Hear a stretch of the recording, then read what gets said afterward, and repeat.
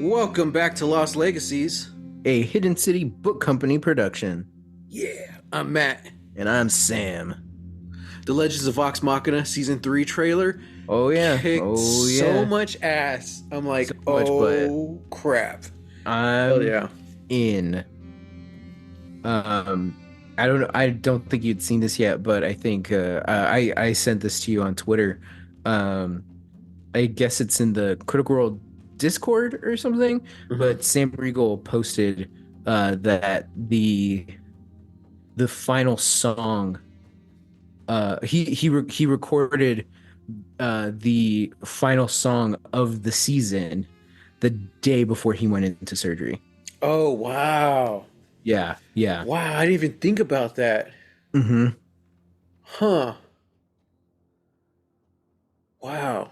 I wonder if the delay had something to do with that. Well, no, I don't know.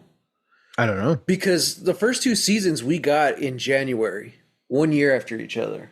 Mm-hmm. This one getting October, so it's over a year and a half. So I'm like, huh. Mm-hmm. Uh, we kind of assumed it had to deal with the writer strike, but Mm-hmm. they were already animating by that point. So like, I don't know. I just don't know. But then of course, yeah, when Sam came out talking about,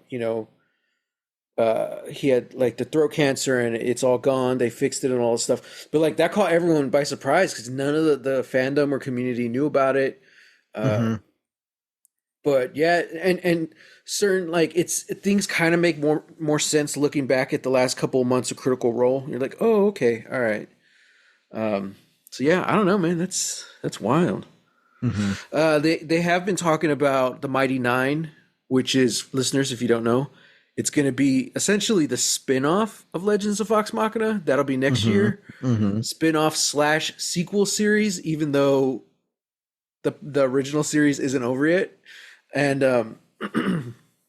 they were saying that it's going to be the characters you know and love, but they don't actually say it's going to be a new story, but they heavily hint that it's going to be a lot different, more Mm-hmm. so than Vox Machina is different from Critical Role. Mm-hmm. And I think part of that is because they're going to show a little backstory, and we already know we're going to see everyone meet for the first time. Mm-hmm. So I'm like, okay, all right. Yeah, so I'm kind of curious where how they're gonna do that. Um, and Ghostfire podcasts were talking about it the other day, and they had an interesting take, and they were saying how Mighty Nine is very much more like a monster of. It feels like it would be a better Monster of the Week type series. I was like, that's kind of a good point because That's a good point. they have storylines, story arcs, but for the most part, they're kind of just like going town to town, this to you know what I mean? Like Yeah, in the yeah. long run, it gets bigger and stuff. But yeah, it really feels like a Monster of the Week type series. Whereas Vox Machina, it's clearly these big arcs that I don't want to say it's easy to break into a season, but you can easily divide the series up based on the storyline. Definitely, yeah. Whereas Mighty Nine, it's really hard to do that. Yeah. But yeah, I'm looking forward to that. So Mm-hmm. let's talk about that Sabrina Carpenter music video. What's the song Okay. called? Taste? I think so. We both Sam and I talked about this. We thought the video was great, but don't ask me anything about the song. I didn't really care for it. Like the song's fine, Yeah. it's one of those pop songs. Look, listeners, like Sabrina Carpenter just isn't my taste, you Yeah. know. Um, but yeah, I'm not gonna knock it. I think she's a great showman. I think she's a great performer. Sure. You know. I tried listening to her new album like 3 times and I couldn't do it. So Mm-hmm. it's just not my Mm-hmm. thing. Mm-hmm. Um However, the music video is really cool. I still think it could have been better. It's not something we're going to talk about here, but I have a lot of nitpicks about it. Watching it again, I'm like, I don't really think it's well directed at all. Mm. I think it's just sorry, dogs next door, disagree with me.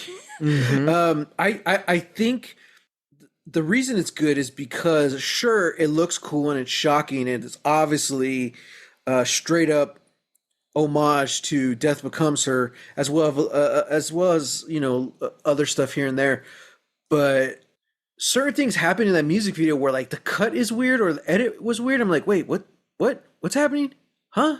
Mm-hmm. Which is I don't know. It's just kind of weird, and I'm like, I just give us that script. We could have done something cool, you know. Yeah. But I say that about a lot of things. Yeah, that's true. I take it back. Jenna Ortega is the best part of that music video. Yeah. Did you see that article that they posted uh, about basically defending, you know, Latino, Latinx actors and performers who don't speak Spanish? I was like, Mm-hmm. yes, yes, man, Mm-hmm. hell yeah. Uh, Man, dude. I've talked about this a little bit on the podcast, but uh, Jenna Ortega in an interview literally said that she's been told that she's not Mexican enough. And she is the first person, uh, other than myself, who I have actually literally heard say those words because I've been Mm. telling people that forever, and that's a big part of my jadedness with acting in Hollywood. That's what I was told. I was literally told, you don't sound Mexican enough. Um, and and again, the part that really pisses me off is said it was meant as a compliment, which Mm. doubly pisses me off. Yeah. But yeah, I've talked to a lot of people who have a lot of had a lot of similar struggles that I did. And I mean, look, I was only in LA for 2 years. I have friends out there who've been out there for decades, and they're still hustling and doing the thing. So I'm not trying to, play the victim or anything. It's just Jenna Ortega was literally the only other person on this planet that I've heard say those exact words verbatim, and that just gut punched me, man. I was like, Mm-hmm. wow.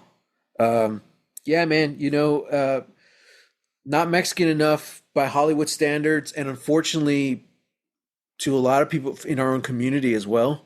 Yeah. Um, but then we're obviously not white enough to be a Texan, you know? Mm-hmm. So, yeah, I don't know. It's just, I don't know where I was going with this or why I wanted to bring it up. I just kind of it's been on my mind a lot these last couple of days, and I was like, well, I wanted to bring up that music video, so why don't we bring up Jenna Ortega? And You're Mexican enough to me, bro. thank you, thank you. But what else, man? Pretty sure it just found out, but I'm pretty sure that the Criterion Closet, which is, like the videos where like the actors or filmmakers, like they always go and they're like in like this closet, for the Criterion collection and they start Uh talking about huh. all the movies to watch. Pretty sure the Criterion Closet is just a van. I saw that too. It's a big old van. Yeah. And now everyone's like, Wait a minute, where does it go? How do I get in here? everywhere, Matt. Right? Everywhere. Come to my house. Right? I Right? honestly don't know what's in the Criterion. Like, there's just so much, a lot of classics, a lot of like foreign and indie. Like, I don't know. Like, if they ever invited me, I'd be like, guys, can you give me like an archive or a list of everything that's in your collection so I look cool on your video? All I'm I gonna know is Armageddon. I'm gonna have to like make you a Google Doc and be like, okay, before you go, here's all the movies that I think you would like. Well, what's the criteria for Criterion? So it kind of like it kind of varies. A lot of it is a lot of the collection are mostly just movies that were uh for a long time hard to find. Hmm. Or movies that were newly restorated, newly restored. Yeah. Um, a lot of it is also just like how do I say this? Like movies that define a country's culture. Hmm. So there while there is a lot of classic sort of like samurai movies that they've put on there, there's also so many more that are just about um the aftermath of World War II, Mm-hmm. and the struggle to rebuild and the struggle to find, new life again. And it's not they're not always, like drama pictures. Like there's joy there too. There are a lot of comedies. They have a lot of European movies. Uh Pretty much like if you throw a dart at any Ingmar Bergman film, it's probably in the Criterion. Mm-hmm. um, but yeah, then you get into some interesting places where it's like, well, Wes Anderson has a lot of his movies in the Criterion. And I think it's also because it's not only like showing off uh um like for countries specifically, like showing like the culture of a country, but it's also just like showing off the stylings of a filmmaker, Yeah. you know. So and for a lot of filmmakers, like their earlier movies are a lot harder to find than their new ones. Mm-hmm. And that was sort of the idea behind the Criterion Collection. For some of it was to like find getting those harder to find movies and preserving them. Yeah, and so Hmm. yeah, there's a so Wes Anderson has a lot on there, and then of course you've got even though they haven't, well, Armageddon hasn't been in circulation for a while. Mm-hmm. But it's on there and it's still part of the list. It's Mm-hmm. just that they don't have like the DVDs or anything. And that might be like a rights issue or a distribution issue. Um, but yeah, RoboCop's in there too. Nice. Does Uh, Spielberg have any in there? I don't know. I don't think so. It's just interesting because I'm like, I don't know. I see what you're saying, but also like there's a kind of prestige to Criterion, and I'm Hmm. like, why isn't Star Wars in there? The first one.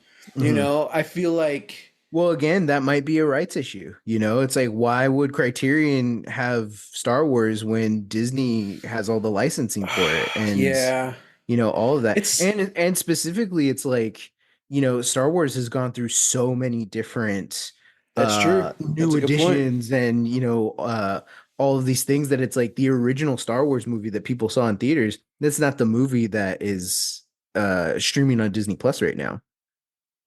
All I'm saying is that I feel like there's a certain prestige with Criterion and popularity, and like, Sure.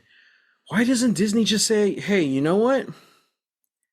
You make it, you distribute it, and we get a percentage of the sales." There you go.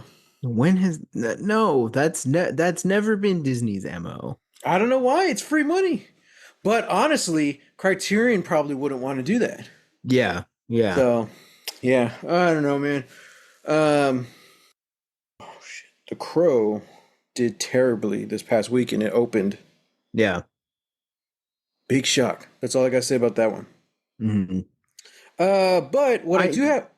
Oh, what were you gonna Oh, say? well, I was gonna say like I don't have too many thoughts on it because I haven't seen it, and I'm torn because I do and I don't. Yeah. The Oh, Crow was I totally don't. mm, Um, Especially when they said it's not a remake. It's just a brand new story. I was like, oh, yeah, yeah, which okay. like yeah, which is interesting. I wonder how the creator feels about that, James O'Barr. Mm-hmm. Um, yeah, like because from what it sounds like, it just sounds like it updates Mm-hmm. the Crow story. Mm. But I don't know. Here's the thing: like the first Crow movie is great. None of the sequels ever measure up to it. It's Yeah. one of those movies that's like I don't get why there's a franchise for this. Like I get that it's super popular. I get that it was, well received, all this stuff kind of revitalized both like the punk and goth movements in the 90s. Hmm. Without the Crow, we don't get Blade or the Matrix. Right, right. Is my hot take, because even there's even a moment where, like, in the original, where like Brandon Lee's running across the rooftops of Hmm. Detroit, and I'm just like, this is just Trinity running across the rooftops in the beginning of the Yeah. Matrix, you know? Dude, Um, I was gonna say the same thing. Like, as much as everyone loves that first Blade movie, and you got to give credit where credit's due to the creators and Wesley Snipes. I'm like, we wouldn't have that movie if it weren't for the Crow. mhm, Like, that's mhm. just yeah. That's all I'm gonna say about that. Yeah, yeah. Hmm. But it's interesting because I've also seen like a lot of critics that I enjoy reading say that it's the second best Crow movie. Wow. And I'm like, "Oh, that's fascinating. Huh. Like, interesting." It's like, yeah, like it's not, But what's the third? it doesn't like, matter. It doesn't like. matter. But it's, well, that's the thing, because it's like, in a franchise that already has four movies and a bad 90s TV series, Hmm. for somebody in 2024 to say that this is the second best Crow movie, I'm like, "Oh, okay." Yeah. That kind of piques my interest, you know? Yeah, Uh, I'll probably wait for it to be streaming somewhere. That's not one I'm gonna rent or anything. Like, yeah, that's probably gonna be me too. I'll catch it on Tubi. Shout out to Tubi, Hey, man. I've been shout out enjoying to Tubi Tubi. lately. Tubi's great. Yeah. Um. Yeah, yeah. You know what film should have got a franchise? Mm. The Covenant. Blah, blah, blah. Wow. Guys, have you seen what was that? 90s, early 2000s? That was like that was like '07, I think. Really? Yeah, dude. Wow. Yeah. Guys, if you haven't seen The Covenant, watch it. Oh, '06. 06. Wow. I I never want to physically threaten anyone, much less someone who worked hard on a film. But Uh-huh. whoever did the sound design for the 2006 goth supernatural superpower movie, The Covenant, Hmm. they should never work again. Like, like I Wow. look, even if you're backed against a wall and you need to get the final cut out by the morning, like you could go find a random object in your office or house and record something. You don't need to go to the bottom of the barrel of the pre-generated noise machine that's like on every starter PC. I'm just like, Yeah, oh yeah. my god. And Wow. it's supposed to be cool because they're using their powers, and every time they use the powers, it does this wah wah. I'm like, oh my god. Actually, I'm sorry, Matt. Can we get that one more time for safety? Wah. Thank you very much. Dude, like it took I don't even remember watching the movie, but like I remember watching just the final fight scene a couple weeks ago. I caught it on YouTube. It's like a 10-minute scene, and like it's not the best, but I'm like, dude, this is cool, It kind of reminds me of Underworld. Underworld? Yeah. Where it's like Hmm. some of this is dated, other parts of it really looks cool. But then you get the damn sound effects.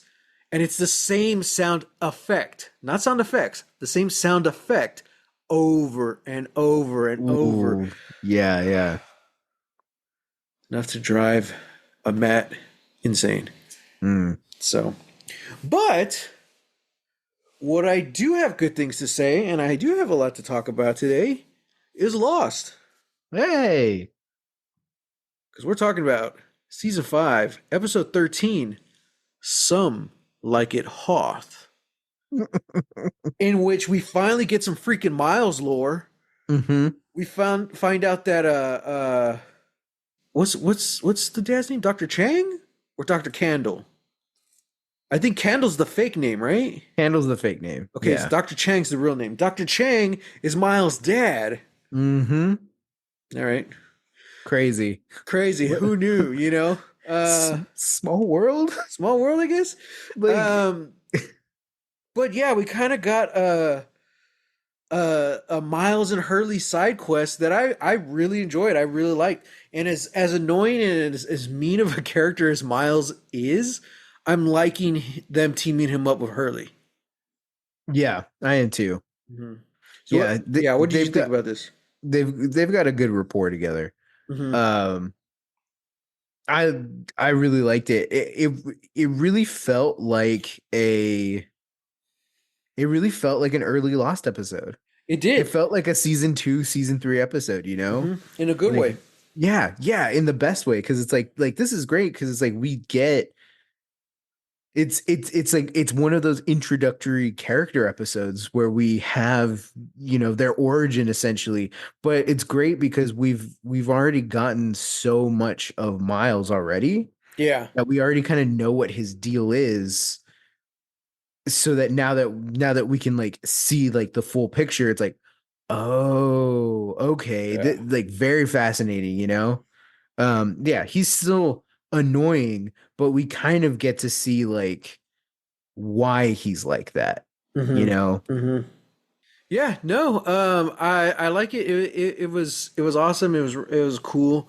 Uh, we got to see him in his like punk stage, his punk phase. Hmm. Again, I'm like, is this supposed to be like a teenage Miles? Like, I don't know. Um, Kind of seemed like it, yeah. right? But that's like two episodes in a row or close by where like they tried to make someone look younger and they didn't really succeed. Yeah, Like, I don't know. this was a little bit more believable because like the way he's playing it, he's very, like seems very meek, and Hmm. I think the clothes definitely helped, and the Yeah. punkish hair is like, okay, yeah, like it's a it's still hard to swallow because this is probably like a grown man in his 30s trying Right. to be Yeah. like a teenager, maybe a 20-year-old, Yeah. But yeah, it, but it wasn't that bad. But like the thing with Ben in his episode, oof. you have Michael Emerson, right? Hmm. But you give him, like I said, it kind of looks like a scout's uniform because he has kind of the button-up green shirt and then like a handkerchief. Yeah, But then yeah, you give him a 12 like a haircut that you would give a 12-year-old prep school boy. yeah. And I'm like, is this is this supposed to be teenage Ben? Like, I don't know. I don't think it is, but it kind of looks like it. Like it was Yeah. so weird. Yeah. Yeah. Yeah. Very strange. Um yeah, man, this episode though, it was good. It was finally like one focused character, you know? It was Hmm. focused on Miles. Of course, we got to see other things going on around the island. Uh but it was nice to kind of get back to that main character kind of styled episode. Yeah. Man, this whole thing was cool. I love like all of Miles' flashbacks, and then we see him meet Naomi. Like, Hmm. oh, we haven't seen her in a while. Uh-huh. So she's Because the one who she's been recruits dead. him. Yeah, she recruits him, and we get the whole thing more of him using his powers. Blah blah blah. We see Dean Norris from Hmm. Breaking Bad, who hasn't aged a day. Um, Maybe that's the key. Bald. Maybe just having no hair makes you age slower. Then how do you explain Paul Rudd? Maybe it's not real hair. Maybe Paul Whoa. Rudd is actually bald this entire time. Whoa. Hey, that's true. That's true. Hmm. When Patrick Stewart finally like started like looking older, I was like, Hmm. oh wow. Yeah, I just assumed that this was a man in like his 50s, like his whole Dude, life. like I think Patrick Stewart hasn't really started aging until like this past 10 years. Hmm. Because Star Trek, he looked great. X-Men, he still looked the same. You Hmm. know? I was like, Hmm. geez, 10, 20 years went by and you're like, this man looks the same. Hmm. And then finally, like this last decade, he's starting to show his age, as are all of us, though, Oh, to for be sure. fair. For sure. Yeah, yeah. And good for us. Good for us, You know? We deserve it. Dude, I love Hurley so much. Like I love that whole dynamic of Miles, Dr. Chang, and then Hurley in the back seat, Hmm. and you could kind of see he's growing on Dr. Chang. I'm like, Yeah. okay. He's like, maybe he would have a beer with him. Like Hurley is just he's infectiously positive and happy personality, you Yeah. know? Man. Yeah. I like the idea of like this hard ass, no nonsense uh director of operations of all this secret, crazy stuff Yeah. going on. Uh Absolutely loving palling around Hurley and Miles. Yeah. you know? Dude, and if you think about it, he's one of like the most reoccurring characters, you know? Yeah. Outside of Christian Shepherd, we don't have a lot of reoccurring like side characters. Hmm. I mean, like we do, like they're side characters, but they're usually there for the season, or maybe they don't really get to do a lot. Like Tom, for the others, he was here for a couple of years, Oh yeah. but still, he was just kind of in and out. But if you look at Christian Shepherd, like, oh man, he's in every season, and he keeps Hmm. coming back. And he's an important role. I kind of feel that the same way about Dr. Chang. Like every time he shows up, it was a lore drop. Like, ooh, Hmm. okay, what are we learning this time? And Hmm. now they're actually bringing him on as a character. I'm like, awesome. This is Hmm. cool. Now we get to learn Dr. Chang lore, Yeah, you know? yeah, Yeah, like this episode was really cool because it it was sort of like a lore dump, but in a way that made it fun and didn't really it didn't really come across as that, yeah, because we well, like going back to the scene with Naomi, like we see how like Miles's powers sort of manifest. yeah, And like we've kind of seen it like over the course of the show, but it felt like we got it once last season, or the season where he came on, where it's like, oh, he can talk to the dead, and then it was kind of never brought up again. Um, yeah. Like they've brought it up here and there, like when they mhm, were time skipping all over the island, mhm, and he started finding dead bodies. He's like, huh. mhm. Like, but it's interesting that we hear that, like, oh, so his is like a feeling, whereas Hurley is actually talking to people. Yeah, yeah. Like, hmm. But it's crazy because like Miles's whole initiation was essentially IDing the guy who's giving Charles Widmore the invoice for Yeah. pulling out all the dead bodies and getting the plane, you know?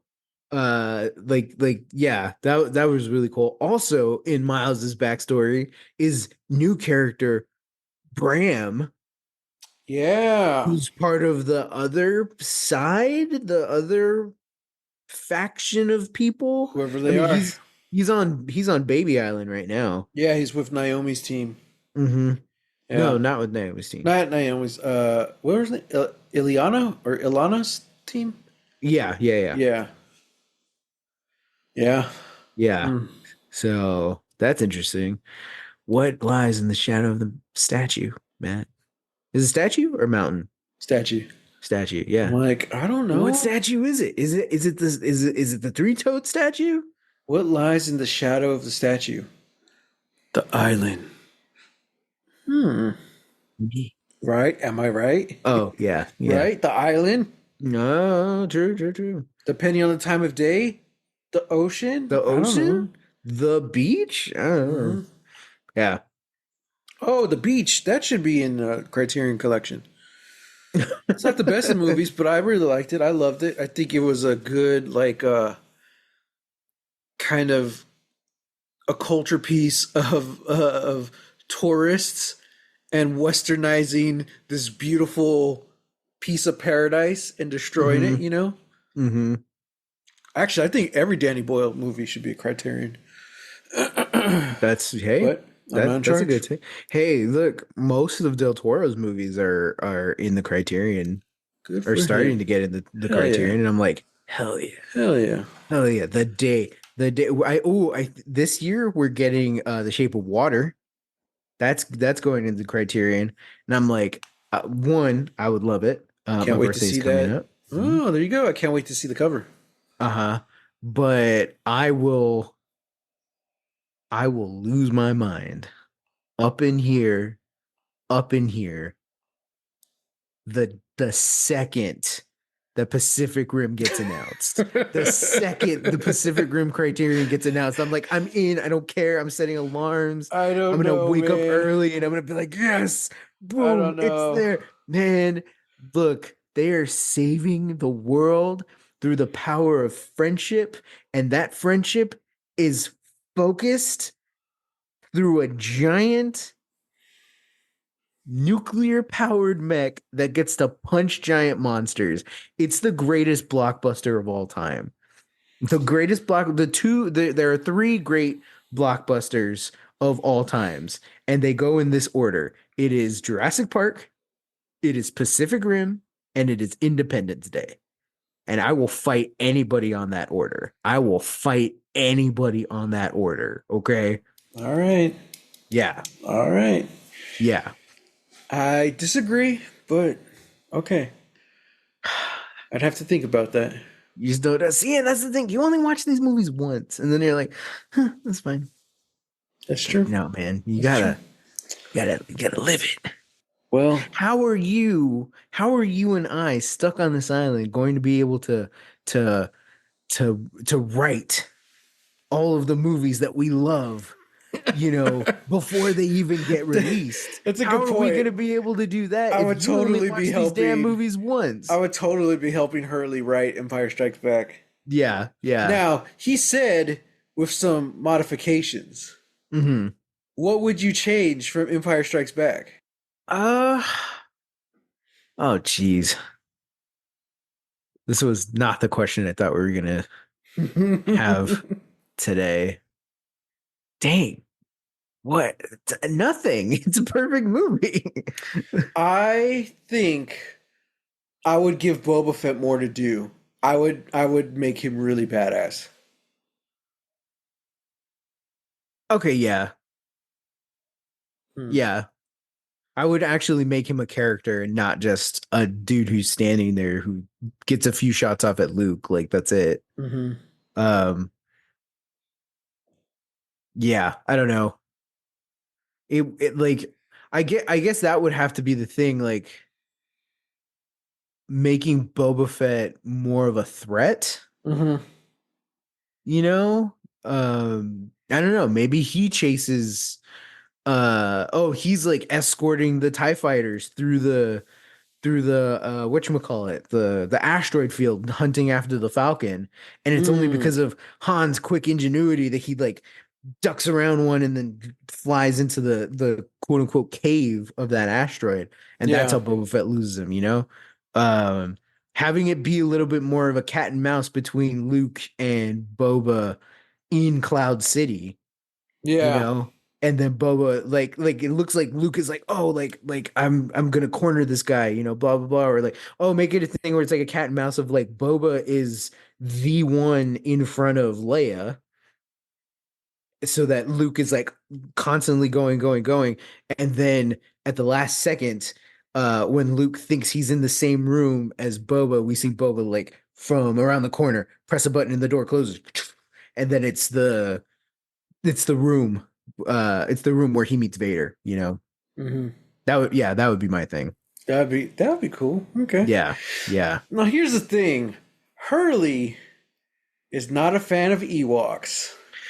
I'm learning more and more that Hurley and I are not vibing on Hurley some of our somehow nerd does stuff. not understand time travel. Yeah, doesn't understand He time doesn't like travel. Ewoks. I Mm-hmm. think the Ewoks are great. I just saw a clip of a young Mark Hamill talking about the Ewoks, Mm-hmm. and I think because someone had asked about what about like a planet full of Chewbacca's or Wookiees, and I think he said something to that fact. Well, like that was the original plan. There was Mm. supposed to be a planet of Wookiees. It's like, but it was you have to dress up the actors in the suits and everything, and it was so expensive. So George literally cut them in half. He's like, all Mm. right, well, these are Ewoks. They're tiny little things, little bears. And he said, but George is also a big fan of like the concept of like medieval technology bringing down the empire and its technology. You Hmm. know, I was like, yeah, dude, that's brilliant. Hmm. It's not just for the toys. Sure, they were going to make a lot of money off the toys, but it's the whole concept of it. You Yeah. know, sure, you can have just the Rebel Alliance; they're just rebels, but like it's so plastered all over the wall. It's not even subtle. The quote unquote savages, the animals, the wild ones, the simple minded folk. They're the ones who bring down the mighty empire, and Hmm. I love that so I love it. much. I love Yeah, it. Ewoks are Yeah. the best, man. You know, I just I'm worried about what Hurley would think about the sequels. I'm worried about the direction that Hurley would be now in our modern era. well, here's the thing. I'm not. If Lost was made today, sure, they may have made him like a Twitter film critic, you know. But I Okay. think actual canon Hurley, I think he would be okay. I think he'd be cool. But is this the beginning of the downfall of Lost? Are they losing the Hurley character? Are they just not realizing? Like, because honestly, dude, like, out of everyone in the cast, Hurley would understand time travel because he's probably seen the most movies. He even mentions Back to the Future. But Hmm. then later in the episode, he doesn't understand the way it works, even in Back to the Future. Yeah. Like, I just kind of feel like they're using Hurley as a convenience. Like, oh, this is how we're going to conveniently get this across to the audience. Yeah, probably. Nope, I don't like it. I don't like it. Yeah. I Yeah. like I what he don't. was saying in this one about Luke. He's like, Luke had to give Vader another chance, you know, and he did, Hmm. you know. But look at what happened because of miscommunication. Something we've been talking about since episode one. You know, they couldn't communicate, and that's why we got Ewoks. Like, no, I totally believe Hurley would be 100% in the Ewok camp. Hmm. Sorry, that's just not good writing. I agree. I agree. Phil got punched out. Yeah. You Yeah. know, Phil's not that bad when you can compare him with Radzinski. I I'm wish like, it was Rudzinski. I Yeah. hate this guy. Okay, so Yeah. what's up with that dead body they got? So they shot a dude. Did And they? yes. Yes. That's not what Miles said. This well, because the guy didn't know. The guy didn't know how he Uh, died because he's not looking at he got shot through the back of the head, dude. okay. Yeah. Hmm. Because that was the thing. Like Miles said that the guy was there thinking about his girlfriend, doing his job, and then he felt his like his molar or something. He felt that go through his He head. said he felt, what is it called? The metal thing? The filling. The filling.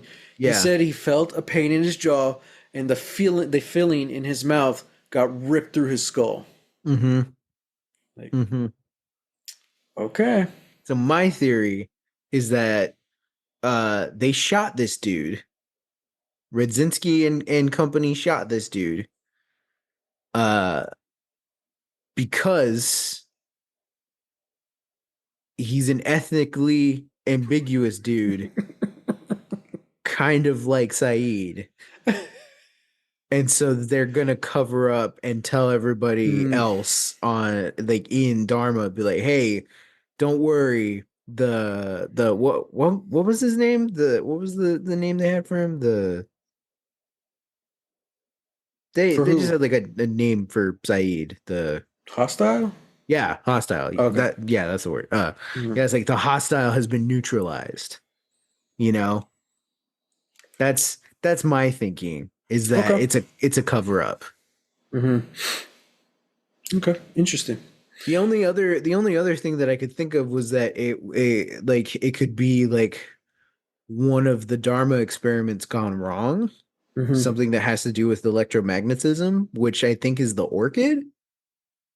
Or the orchid or whatever station the hatch is from. Mm-hmm. I Which they forget. bring up in this episode. Which they not only bring up, we go there. We go to the location where they're building the hatch. Mm-hmm. Uh yeah. So that's pretty crazy. And Hurley gets reintroduced to the numbers. Mm-hmm. Mm-hmm. Damn. It's been a while since we heard those. Mm-hmm. Yeah, that's cool, man. So we see them building the hatch. I'm like, oh crap. Mm-hmm. Wow. That's crazy. Oh man. Yeah, so a lot of things are coming to a head this episode. It looks like gig's up, man. Like Phil's got the tape. Now Sawyer's gonna have to figure out a way to keep Phil quiet. I don't know. I don't know. And here's the thing. This is like this sucks. This sucks because I like I liked our island group and I liked how Sawyer had everything down pat, and everybody was like, yeah, like it's good here. Mm-hmm. We'll figure this out. And the second the Oceanic Six get there, everything goes to chaos, everything goes to crap. Mm-hmm. And I feel like this is just all of these little things are just going to lead us back to the status quo of Jack in charge and it being the right move, the right decision.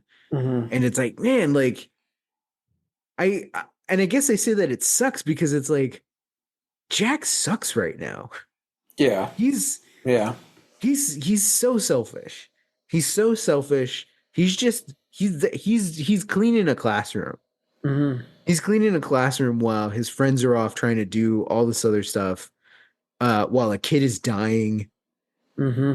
you know, while one of his friends is now just like lost in the jungle. Being Uh, hunted. yeah, being Yeah. hunted by the people that he's like supposed to be like in league with. Like, it's just Jack. Like, what are you doing? You're being selfish, Mm-hmm. and you know, It seems kind of petty. It's like he it's so came petty. he came back for a reason, but he's not pursuing it because Sawyer's in charge. Like, Yeah. or he's waiting for someone to tell him what to do. Like, Mm-hmm. I don't know, man. It's so bizarre. Mm-hmm. Uh, Like, yeah, like it's one of those things where it's like I loved how I loved how I I loved both of the stories separately. I loved everything that was going on with the yeah. Oceanic Six off island. I love everything with the island crew. Uh and just like it was the thing of like, oh, how what's gonna happen when they all meet up again, and all this stuff. And it's unfortunately it's like I feel like it's just the writers going back to those old to the old status quo where it's just like, oh yeah, nobody's going to be communicating, nobody's going to be talking, Which nobody's going to sucks be doing because this, I feel like the writing has been just so much better and things are moving so much faster when they hmm got away from that. yeah. Which is really kind of bizarre because a lot of people talk about how they don't like this season. And I'm like, man, this is like, we've like everything, it's like they're fixing everything we've wanted, like not so much like the communication, but it's like people are communicating now once we got the Oceanic Six. Once we split everyone up, it's hmm like it's like the storytelling just got so much better. It's hmm like there's this new life, just this new life just entered the show, and it's like, whoa, because I mean, it feels like a new show. It's like you're doing two different shows at the same hmm time. hmm Um, but yeah, slowly as they come back together, it's starting to feel like retread, like, oh, we're going back to old school Lost now. And like, yeah, damn. yeah, Yeah, we'll see. we'll see. Well, MVPs. Yeah, I'll give it to Miles. Miles, okay. Yeah, Yeah. it's interesting too because like you talk about like petty from like Jack, And it's kind of interesting how like I felt like it was both a petty thing, but also a sort of a character defining moment where, he goes back to Dean Norris to give him back the money, Hmm. to say that like, hey, I actually couldn't talk to your kid, Yeah. and Dean Norris is like why didn't you just let me live, without this, like without the guilt. And Miles just straight up is just like, if you needed me to talk to your son to tell him that you loved him, you should have told him while he was alive. Hmm. And that's such a great moment that informs his character, and then just kind of gets expounded on when we find out, oh, Dr. Chang's his dad. He's now stuck on this island. He's been Hmm. spending 3 years in the presence of his father, can't really talk to him, all this stuff. Hmm. And that it makes his second to last scene of the episode hit all that harder, because he's just there thinking about his life. And he Hmm. like goes, in the night, and he sees his dad holding little baby Miles and like laughing with him and having fun and doing all this stuff. And you can see it, like he's crying. And then Dr. Train gets called away. And as soon as he sees Miles, he's just like, Miles, I need you. And as he's coming out of the shadows, you hear it for a split second. You hear the crack in his voice where he's like, you do? Hmm. Like, he's Hmm. like, this dude has never had a dad. This Yeah. dude never knew his father, never had a Yeah. relationship with his father. Hearing his dad, even out of context, say that he needs him, that's, oh man, like Such a beautiful moment, man. such a beautiful moment. I'm You like, know. this is why, like, I can forgive all the other stuff with like Right. the bad writing of it. Hmm. Why I can forgive all that, because we get moments like that. Dude, and this is what I'm talking about. This is Lost firing on all cylinders. We don't Hmm.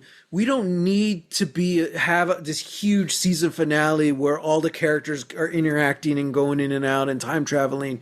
We don't Hmm. need all of that to be a good episode. Like just Hmm. something like this. Like I wish we had an episode like this for Charlotte. That's Yeah. all we needed. Like we don't really come out of this episode with more info about Miles. We come out about kind of more info about the world building and the lore, but Hmm. we have more of the human side. Like we actually see what he's been through so we can kind of empathize with him Hmm. now, you know. Uh that's what we needed with Charlotte. So bad. Hmm. Um and because it's not like one of our main characters who, okay, throughout the course of the show, you're going to get 4 or 5 episodes to yourself.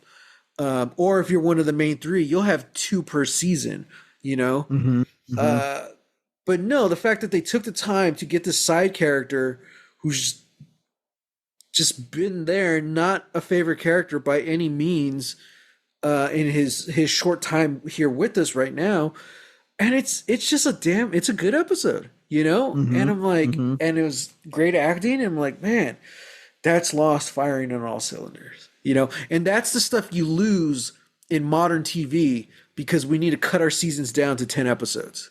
you Hmm. know Or Miles wouldn't eight. get his yeah Miles wouldn't get his episode. Hurley wouldn't Hmm. get his van episode, you know Hmm. and yeah. Yeah, it's the whole thing of like just cutting down stories so that it's just plot, Yeah. and you force character interaction, and you force character growth or development, or regression, and none of it feels natural. Right. Yeah, like it's so weird, because it's like, yeah, if Lost got made today, it would be, at best, it would be a 10 episode season. That would probably get canceled, because nobody, oh, we didn't learn about the smoke monster. Like, oh, like what about the statue? Like, Maybe. who are I those? Like, Yeah, yeah. I don't know about, I mean, Lost, like, it was huge. It changed the game. Like it's so hard to compare it. Like Lost got renewed like after one episode, So I Hmm. would like to think that would happen if it were made today, but like we wouldn't have television wouldn't be the same today if it weren't for Lost, you Yeah, know? yeah. So it's kind of hard to compare it. But I'm also gonna so I wasn't expecting I completely forgot we do MVP, so I don't know how to say his name, but Ken Leung, I think, plays Miles. And Hmm. I'm gonna throw it to I think it's Francois Chow who plays Yeah. Dr. Chang. So also he's in the Expanse, so that's always a good Uh-huh. sign. Uh-huh. So I'm gonna give it to him because I think it was really cool.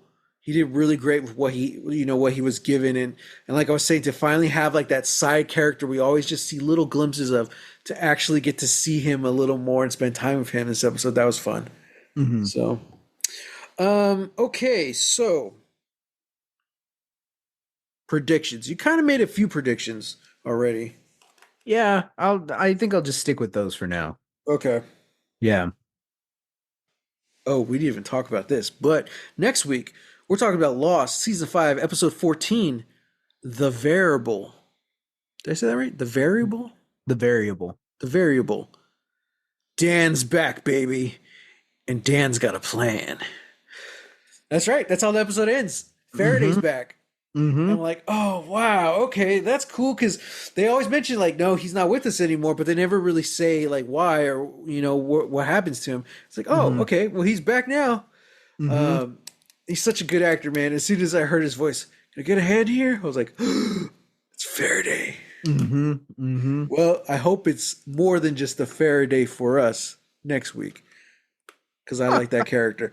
Wow. Um, so we'll see.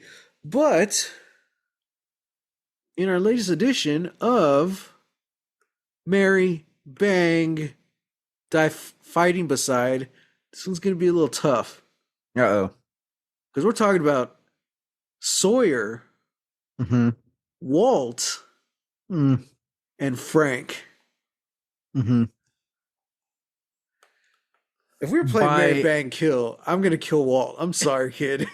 look, by yeah, no. No, look, Walt is going to be the one that I die fighting beside. Just no question about it. I'm going to Um, say this because there is a child in the conversation. yeah. We can overwrite the bang category. And Okay. we'll just say Mary, die fighting beside Grab a juice box with best buds. best buds. Well, because that's another one I would do too. It's like Mary Bang Kill. It was like Mary Bang best friend Mm-hmm. because kill is just so easy. A lot of people they'll take out bang because it's like, oh, it's more politically correct or we don't want to say something weird. But I'm like, yeah, but like the whole concept of the conversation is kind of weird. So, but if you take out the kill part, it really makes it interesting Mm-hmm. because you're having to find a role for everyone. Mm-hmm. So originally it was always Mary Bang, best friend. So in this one, I'll do Mary best friend, die fighting beside. Okay. Okay. Then I've got mine. Okay. I would marry Frank. Okay. He's got a stable job. That's true. He's probably got great airline miles, Oh so yeah, you get a lot of we cool can free points. yeah, a lot of free points. And I'm somebody that really likes trinkets and like keepsakes. So, Bring me anywhere those he goes, just souvenirs. bring me home, bring me something. That's We'll all I need. use the frequent flyer mileage to get to Disney. Hey, well, Exactly. this is a good point. Do pilots get miles? Oh, shoot. That's a good point. Or if he just flies, does he get there free? Huh. I didn't think about I don't know any that. pilots, so if you're a Me pilot either.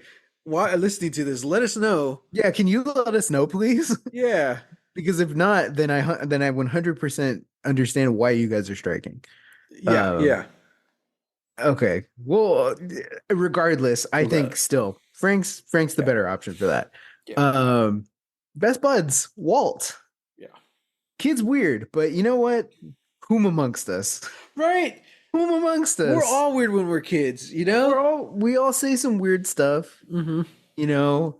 Do you I'm gonna drop some lore stuff, some Sam lore stuff. Uh-oh. Matt, do you remember how obsessed I was with death? when we were growing up? Kind of, but it never really dawned on me. Like looking at back as an adult, I was like, oh yeah. But like as a kid, I was just like, oh, cool. Which is an interesting reaction because I think our cousins were more weirded out about it than you were. Well, why don't you explain it a little bit to our listeners? Like Well, what you mean here, by that? okay, so here's the thing. Here's the thing, everybody. I was very young when our great grandfather passed away. And that was the first time I experienced death in real life. Mm-hmm. Because up to that point, seen some movies, and some, yeah, mostly just the movies, like learning about death and maybe some picture books. Um, but that was my first real experience with death, and it shook me. I had nightmares about it. I had nightmares about it for months. Um, it was so scary. It was so scary to me, and even now, like if I think about where we go when we die, if I start like really getting into that thought just by myself, like I can have a conversation about this with people, but if I just start thinking about it by myself, i I start to have a panic attack. Mm. um so I really quickly have to be like, it's okay, it's fine, you're good. You're Mm-hmm. driving, don't think about this right now. But yeah, like so when I was a kid, I didn't really have any way to to think to talk about this. I was just kind of sitting in that feeling, this whole time. And so I was constantly thinking about like, well, if this thing happens, does that mean that we die?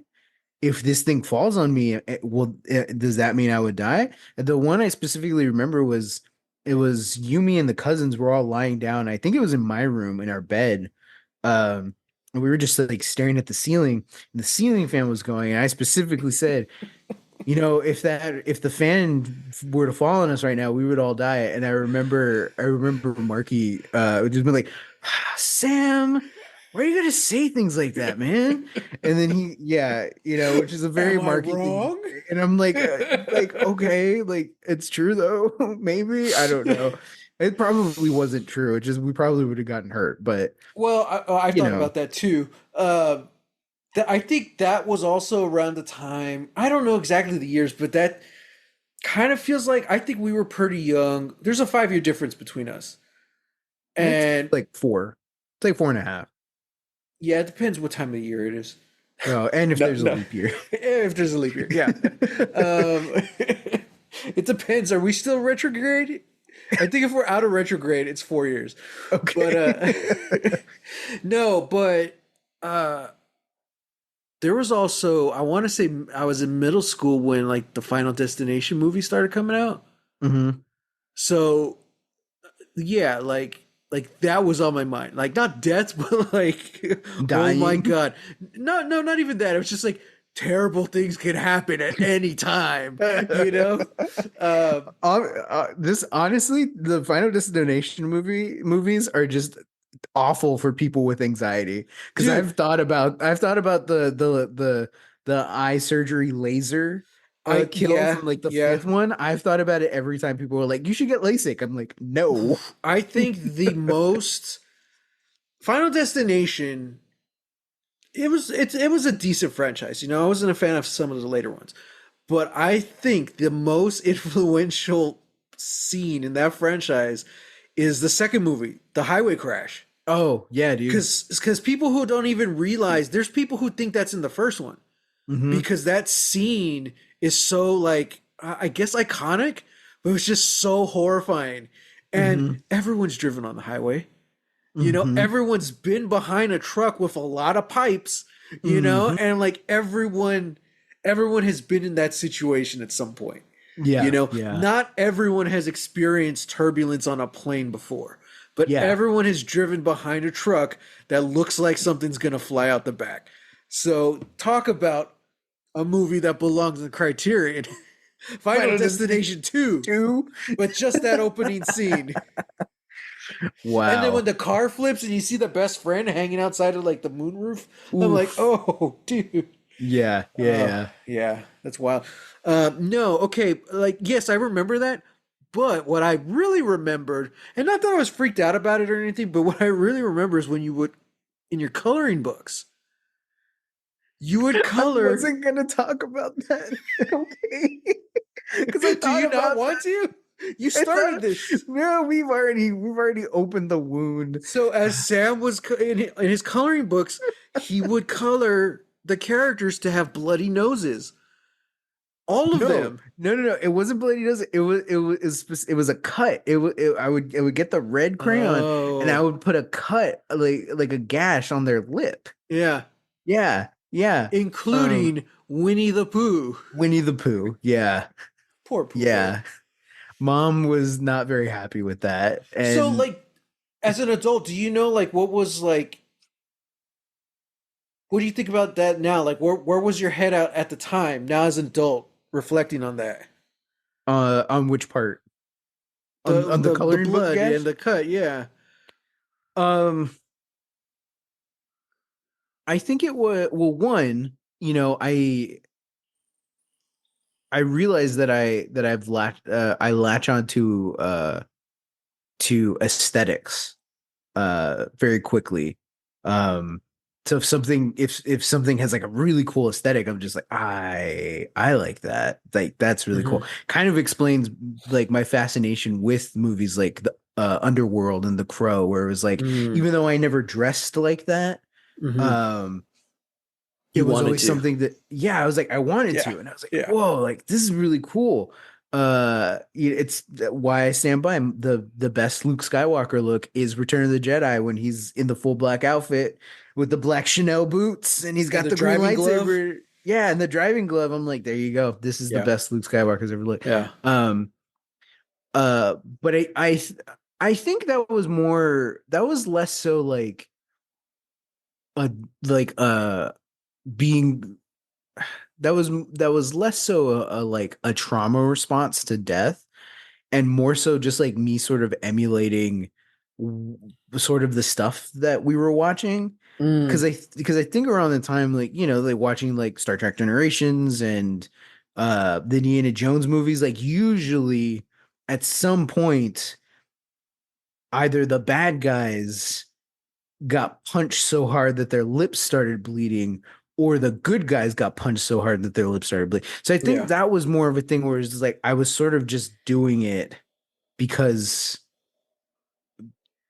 I thought it looked cool, Yeah. but I See, that's didn't not I creepy. yeah, that's not creepy at all. Yeah. That's just a little weird thing that That's no, that's that just interesting. happened to, manifest. Yeah, because like I remember growing up and like uh we had one toy. I don't remember if it was a Batman or a Superman, but it was like battle damaged. Mm-hmm. So like we had a Superman toy, which just looks like regular Superman, but then we had a battle damage one. So Mm-hmm. like his shirt was torn and stuff like the cape was torn. Mm-hmm. I'm like, that's rad. That's Oh, so cool. that may have been during the Doomsday era. I think it was, Yeah. and I'm like, that's just so cool. So it's kind of the same thing. Like, Mm-hmm. like I don't know. I think it would just be cool. Like I wouldn't give Pooh Bear a cut lip, but I would put him in like the Indiana Jones outfit, but like Temple of Doom. So like the shirt's falling apart and it's all like soaking wet, Mm-hmm. and like and it's just like that button up like undershirt he has open and the hat's all lopsided. Like that's the aesthetic I would give Pooh Bear. Just scuff him up a little bit, just dirty him up a little Yeah, bit. He yeah, doesn't need to be bleeding, but just have yeah. some dirt. Yeah. No, no, no. I get it. I get it. Um, yeah. Oh man, this All that to summer. Oh bother. I don't know. uh he's not in the 100-acre wood anymore. All that to say, yeah, I think Walt and I would vibe with our weird child experiences. Nice. Yeah, Yeah. I And totally agree. then uh die fighting beside Sawyer, because Yeah, yeah. absolutely. I saw a clip today from what was the show with Ian McShane? American Yeah. Gods. Oh, okay. And one of the characters, one of like the girl, she meets death essentially, and basically he I don't know what, like he has to weigh her heart against a feather, and it was a cool scene, and Hmm. she's like trying to justify like I live my life and blah blah blah, like it's gonna weigh more than a feather, I know that. And he says something to the fact of like, you lived your life believing nothing, now you will go to nothing. I was like, oh crap. And Oh. he had like zero thing. He's like he's death, he's just like the ferryman. Like he even says something to the fact of like, after this I will move on and I won't remember you. I was like, oh crap. I was like, dude, that's so hardcore. It's just such a cool uh um portrayal of like death. And I'm like, Hmm. I like that a lot. I mean, I would have gone with something a little more aesthetically pleasing. He's just, a handsome black man. But I'm Hmm. like, if I was actually death, dude, give me the robes, man. I would look like Christopher Walken in the sketch, you In know? the cut SNL sketch, Yeah, yeah, with the, the the black black wings and leather, the everything. black wings. You're lucky I gave up the driving gloves. I'm funky. I've always been funky. What'd you say? Take my damn hand, It's Diane. like, don't be afraid. I'm an angel sent from heaven above to save your soul. Give me your hand. No, I can't, Diane. It's okay. Don't be afraid. Give me your hand. No, no, I won't do it. Diane, give me a friggin' hand right now. Oh man, I love it. I love it. And on that note, Yeah. Yeah. listeners, let us know. Are you afraid of dying? What's your death aesthetic? Not Yeah, not to say what you're gonna wear when you die, but like the Grim Reaper comes calling. What's it gonna look like? right. If I got to pick my own outfit, I would probably want it to be something more like a knight, you know? Hmm. Hmm. Like dark blue, like a royal blue and silver armor. I don't know, just cuz I don't get to Hmm. wear this in my real life, my normal life, so in the Wait, you're afterlife, you're wearing this? yeah, if I was death, why not? Oh, oh, I see, I see. Yeah. Oh, okay, okay. Yeah, Yeah. yeah. I wonder if you like in the afterlife, whatever your beliefs of the afterlife or heaven and hell is, I wonder if it's like a character creation. Like, do I get to pick my outfit? I Because if I mean, can't, is it really heaven? that's true. That's true. Although, like, if you watch any movie, it's like when you die, that becomes your outfit forever. So, Oh, damn it. yeah. Yeah. Yeah. So we'll have to make sure that you're always wearing the armor.